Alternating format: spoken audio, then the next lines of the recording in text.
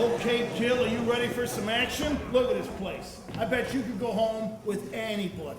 I know, Drew, come on. How many times have I told you? I'm not looking for anybody. I'm looking for somebody. You gotta try everybody to meet somebody, or else you'll end up with nobody. Right, buddy? Barkeep.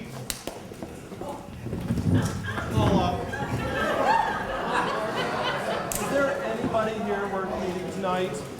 I don't think there's anybody worth meeting anywhere, and yet here I am. Well, what's the best way for me to look available? Kathy, you just keep looking like that, and every guy here is going to be by. So, what can I get you ladies tonight? 2 Cosmos. And what would you like? I would like a whiskey shot. But since the guys will be buying me drinks tonight, maybe I should have something a little more frou-frou. Well, I could do a whiskey sour. Oh, that'll do. Except for the cute guy at the bar, if anyone orders us a drink, make it top shelf. Which one's a cute one? After 2 Cosmos, they're all cute. Oh, barkeep, what do you have on tap? Well, let's see. We have Atwater Lager, we have a Kolsch, and we have an India Pale Ale. No. What cheap stuff?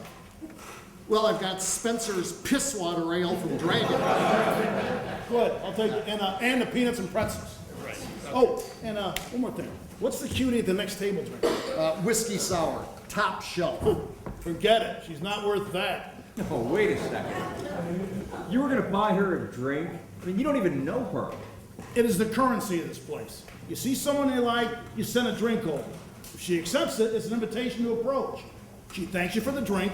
You both start talking about what you're drinking to get the conversation going and then take it from there. But it all starts with the drink. All right, but say she turns it down. I mean, do you still pay for that drink? Cost of doing business. I mean, if you're cheap, you can have the drink yourself, but nothing says loser like having 4 separate drinks in front of you. I have to be careful accepting drinks from guys, because some guys think that the cost of the drink entitles them to some exclusive conversation with me. But I can tell after 2 sentences if they're worth talking to. Guys expect the conversation to last as long as the drink does. Well, damn, maybe I should have ordered a whiskey shot. I was hoping that cutie was a whiskey shot type girl. My ideal woman smokes, drinks whiskey, and has tattoos. Has a raspy voice from all the abuse of tobacco and alcohol. A bad girl. A nasty girl. The type who works at the parts department of a car dealer or pumps gas in a marina because she likes wearing a bikini and cutoffs all day. The type who thinks a guy like me might be a catch. My dream guy is slightly older than me, makes a little bit more money than I do, has a slightly better job than I do, is slightly better looking than me. I'm looking for me, only slightly better. You know, I want a strong, independent woman. Someone who doesn't need a man, but would be encouraged by my support. You know, I can't stand these women who think that they're nothing without a man by their side. I mean, I don't know, those are the girls that think that, you know, they want me to support them. I think, come on, me? Let's face it, I can't even keep a goldfish alive for 5 days. I like a man who's a man. Strong, independent, self-assured. But I hate guys who are egotistical and won't listen to me. Lately, it seems the only guys that are attracted to me are mousy and unself-confident. Sometimes I'll take whoever it is that brings me a drink. Hello, handsome. You know, I've got a theory about the compliments that women give us. I mean, you're cute. Well, that can mean a lot of things, but none of them are cute. I mean, it can mean you're trying too hard to be funny.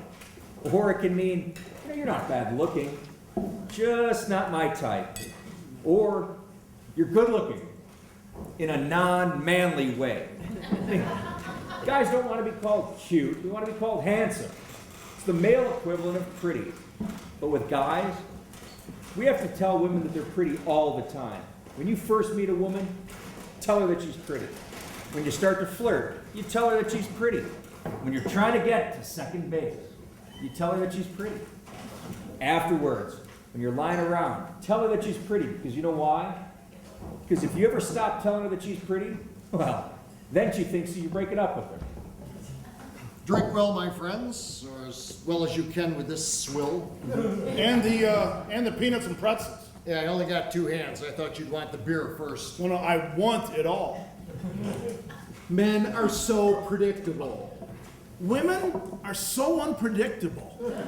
At first you get them pegged. Flirts, bitches, careerists, party girls, man hungry, wallflower, husband seeker, whatever. And then bam, the flirt becomes a bitch, or the wallflower gets man hungry, or the careerist goes husband hungry.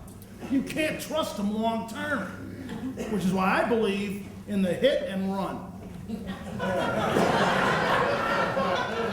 Can you explain the sexual baseball thing to me? I mean, I know what the bases are, but what's a double play? Or a hit and run?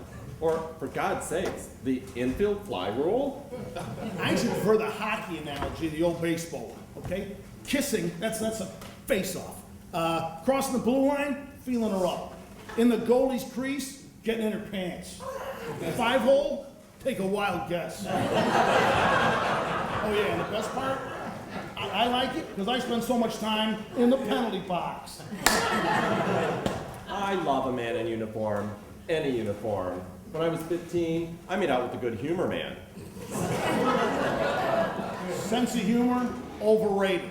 All women say they want a man that can make her laugh, but no, it's a sexy guy who gets the chicks, no matter how lame his jokes are.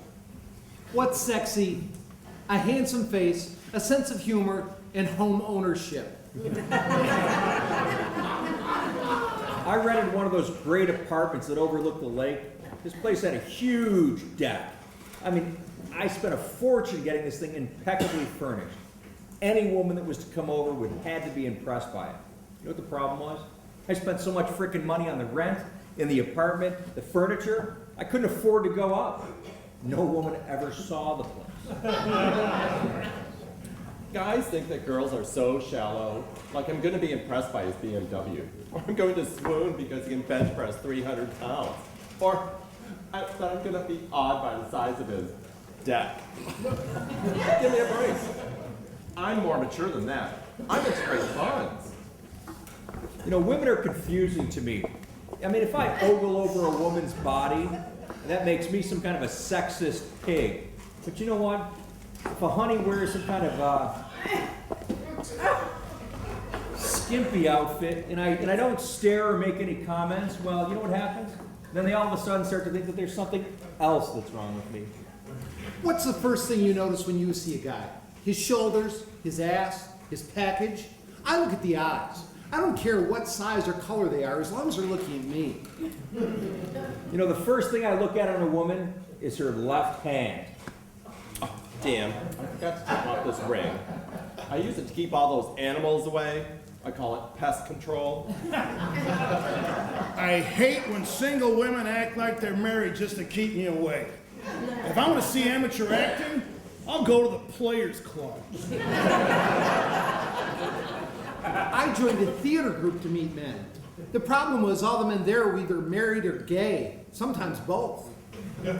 What is the worst 2-word phrase to hear from a woman? I'm married, I'm gay, or just friends? Well, it's got to be just friends, because the other two don't really reflect them. I usually respond, thanks, but I have all the friends I can handle right now. I have a lot of guys I do things with as friends. It's kind of awkward the first time you do something together, though. Are we dating? Are we friends? My criteria is kind of, if I get that goodnight kiss, we're dating. But if not, we're just friends. My criteria is kind of like that. If I sleep with a guy and the sex is great, we're dating. If it's only so-so, we're just friends.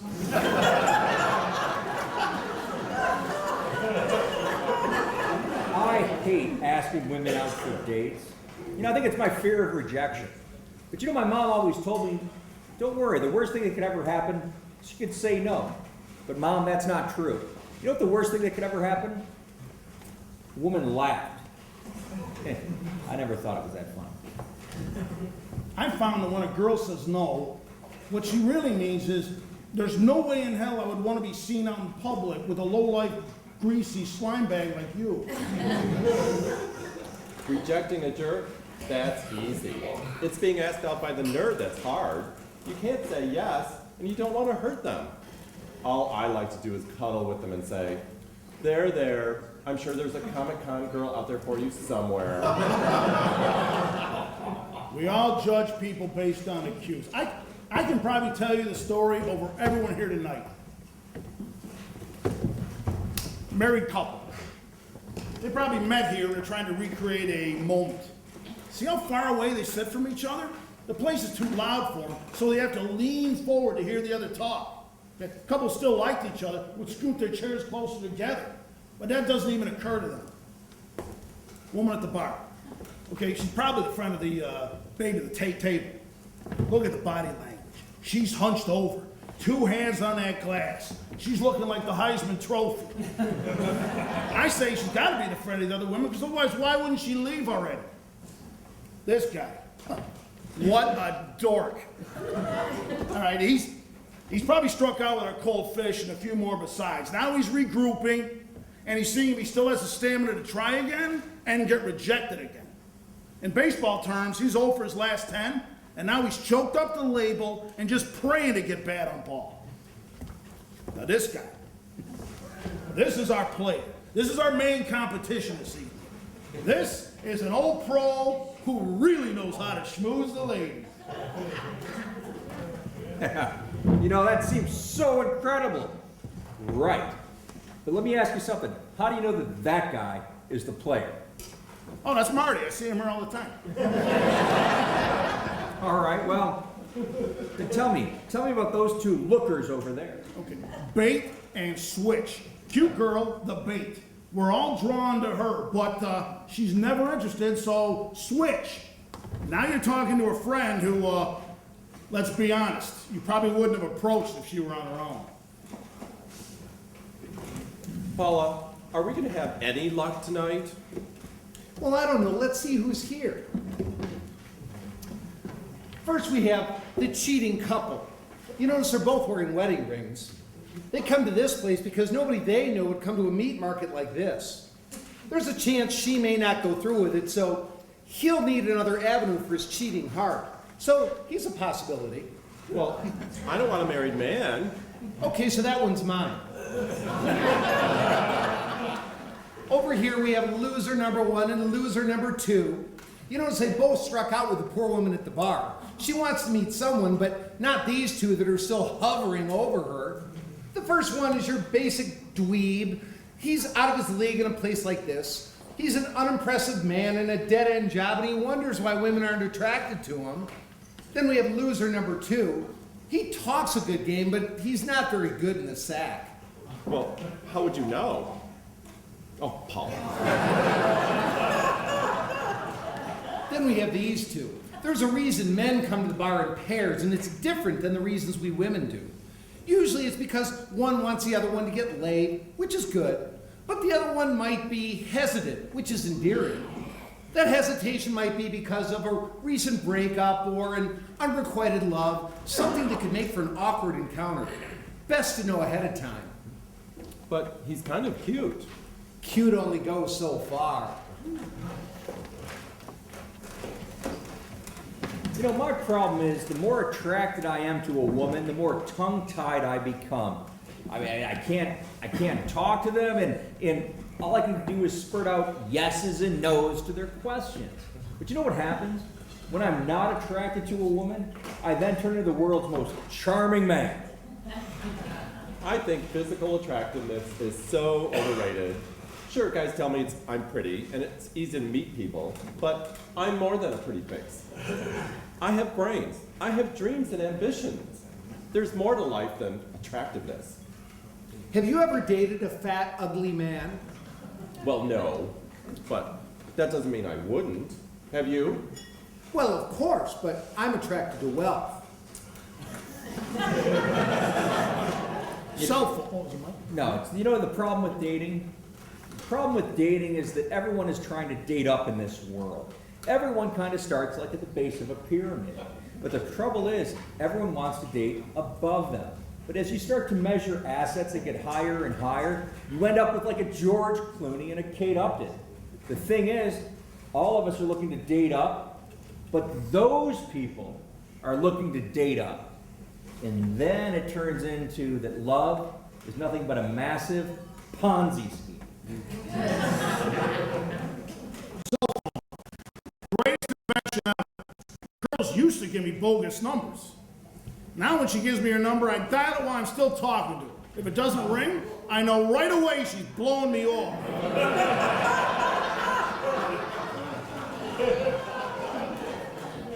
At the bar, I take 2 cell phones, my regular one and a burner phone. I give that burner phone number to all those guys I never want to talk to again. When I give a guy my number, I make him text me right away, so I have his number too. Then I take his picture and I link it to the number. Having a visual reminder is very good. That way you know which idiots you gave your number to. Plus, the same guy you thought was so cute at night doesn't look as good in the morning when you're sober. Hardest part of calling a woman you met at a bar? Remembering which pack of lies you told her. You know, I hate calling somebody I met at the bar.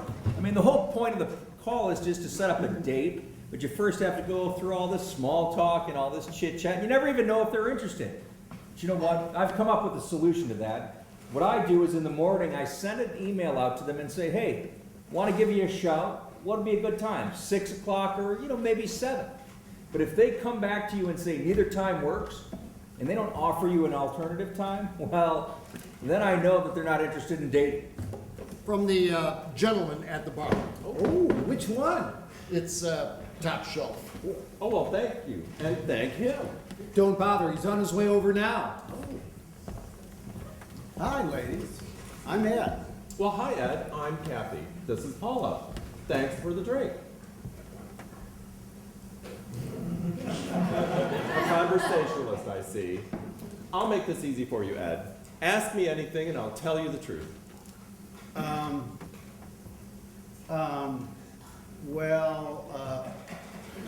What's your favorite rock group? Igneous. Huh? I thought he knew I would be a geologist. Can I have your phone number? No. Thanks, Ed. See you around. Guess you won't be dating Ed. God. Reminds me of that dweeb playwright, Ward K. Can you imagine an entire evening with that? Worst first date ever. So it's our first date, and this babe is hot. We're out to dinner, and all she talks about is her therapy. I mean, it's our first date. You want to make a good first impression, so you tell me you're batshit crazy? Check, please. I met a guy from across the state at a conference, and we flirted a little bit, but nothing happened because he's geographically undesirable. Then a few weeks later, he calls me and wants to have dinner. So then during dinner, he tells me that he doesn't have a place to stay that night, and he wants to stay at my place. Can you believe it? It's our first date, and he wants to spend the night. Well, what did you do? Well, he slept on the sofa. It was a little awkward sending him there after sex, but I do have my principles. On the second date, things are a little more relaxed, and you start to find out more about the person.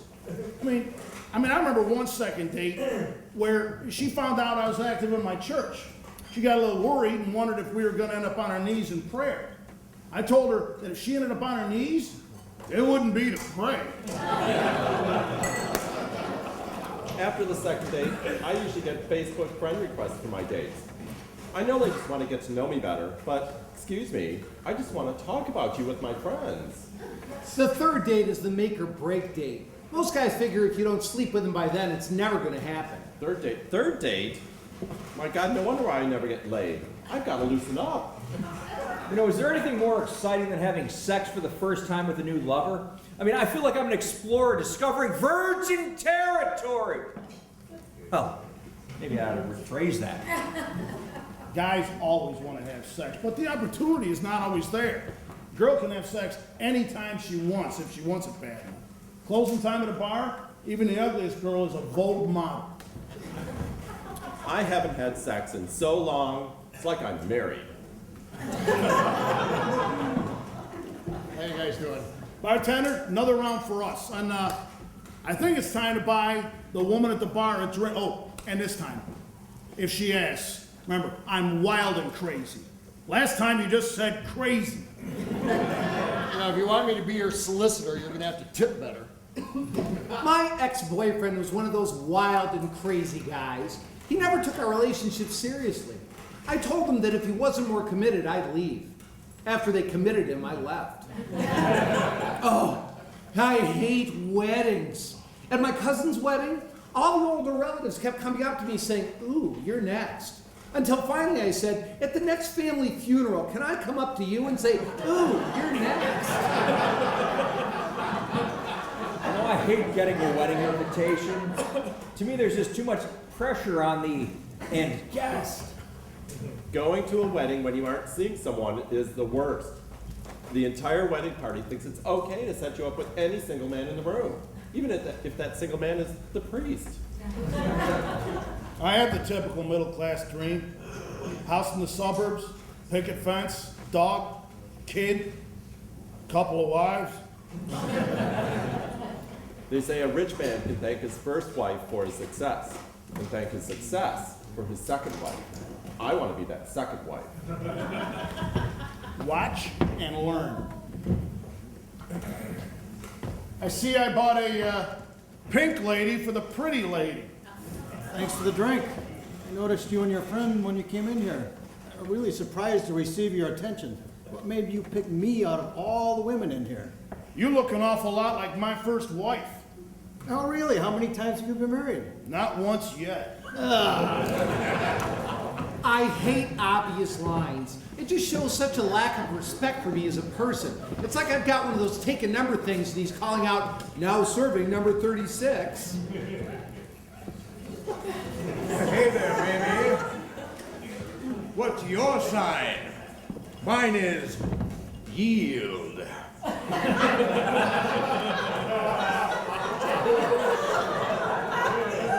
Well, normally mine's slippery when wet. But tonight it's watch for ice on bridge.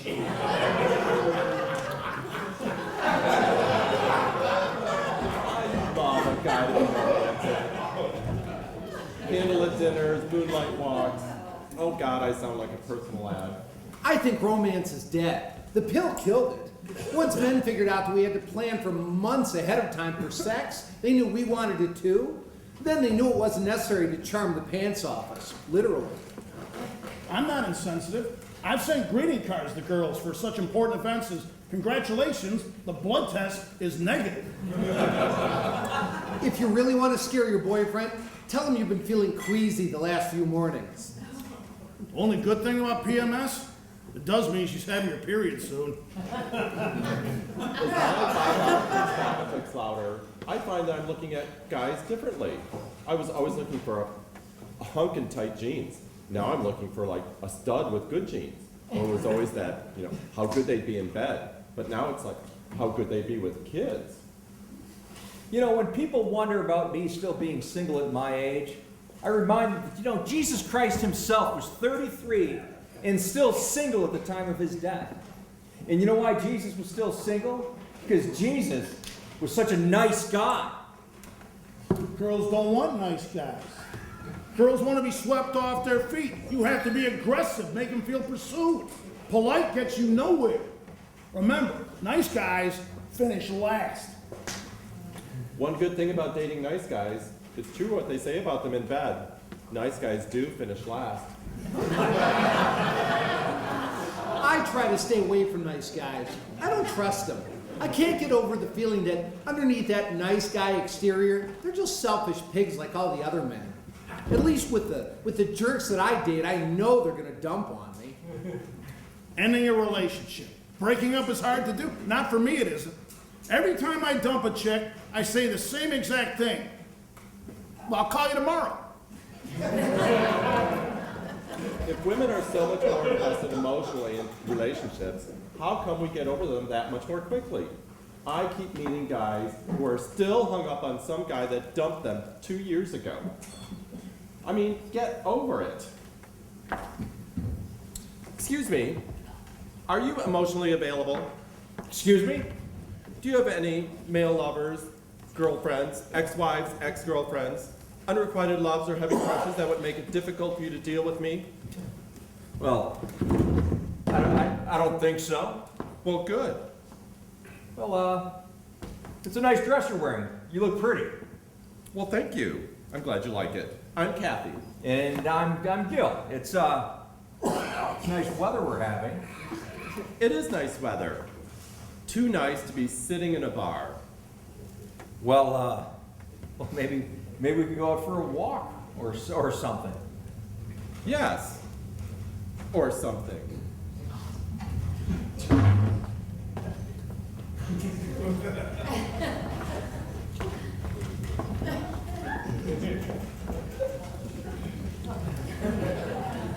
It's never gonna last between those two. They're both gonna end up hurt. So what? As long as they enjoy themselves now. I guess. So, your place or mine? Yours. I don't want to wake the wife.